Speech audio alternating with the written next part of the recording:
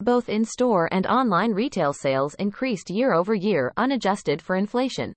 According to Mastercard Spending Pulse Insights, which noted that apparel, jewelry, and restaurant categories saw considerable spikes. In-store sales jumped a little more than 1%, while e-commerce led the charge with an increase of 8.5%. However, Sensormatic Solutions, which tracks shopper traffic at brick-and-mortar stores, found that visits on Black Friday were up 4.6% from 2022. Consumers are again finding joy in brick-and-mortar shopping, seeing it as an experience to be shared with loved ones. Adobe expects that purchases made through smartphones this holiday season will overtake those made by desktops for the first time.